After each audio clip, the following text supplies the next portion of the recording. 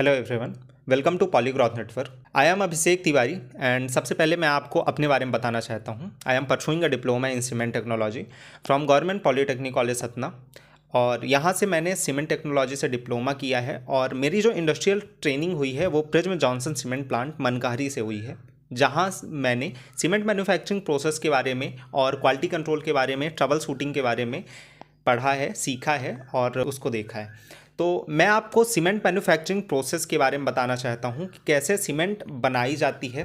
बाज़ार में तो देखते हैं सीमेंट की बोरियाँ और सीमेंट, पर ये एक्चुअल में बनता कैसे है, इसके बारे में आप इस वीडियो में जानेंगे। सबसे पहले बात करते हैं। Cement manufacturing process involve 9 steps starting from the mining of limestone to packing of cement.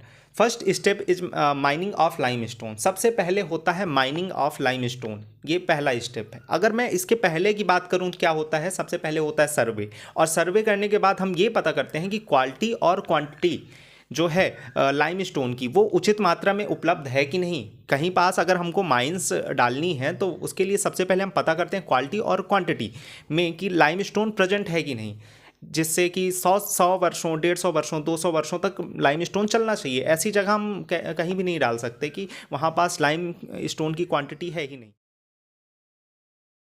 सबसे पहले क्या किया जाता है कि मटेरियल को, बड़ी बड़ी चट्टानें होती हैं उसमें ड्रिलिंग की जाती है। ड्रिलिंग करने के बाद एक्सप्लोजिव मटेरियल को उसमें डाला जाता है और वहाँ पास विस्फोट किया जाता है। विस्फोट करने से जो बड़ी बड़ी चट्टानें होती हैं वो थोड़ा सा छोटे छोटे पार्ट में टूटती हैं और अलग हो जाती हैं कुल मिला के अपने सरफेस से, और जहाँ से भी वो अटैच होती हैं अलग हो जाती हैं और वहाँ पर छोटे पार्टों में टूटती हैं, जिसको फिर हम डैम्पर के मदद से क्रशर में ले जाते हैं।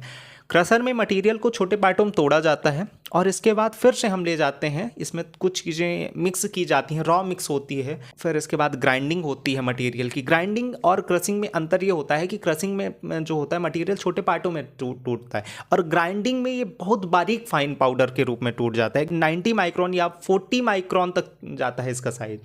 तो इतना छोटा होता है, माइक्रोन इन द सेंस कि 10⁻⁻⁶ मीटर, इतना छोटा चला जाता है। और मटेरियल फिर जाता है, मैंने कहा था सबसे पहले क्रशिंग हुई, क्रशिंग के बाद फिर ग्राइंडिंग हुई रॉ मटेरियल की। इसको फिर हम हॉट टेम्परेचर के कांटेक्ट में ले जाते हैं और जिसको किल्न कहते हैं, heart of the cement plant. Kiln जो होती है, भट्ठी जो होती है, वहाँ पास हॉट टेम्परेचर दिया जाता है। यहाँ से मटेरियल जाता है और इसके बाद फिर इसको जिप्सम के साथ हम पीस के बन जाती है हमारी सीमेंट। यही है कुल मिला के मोटा मोटा इसका पूरा हिसाब, और बीच में जो भी चीज़ें होती हैं वो तो मैं आपको बताऊंगा ही।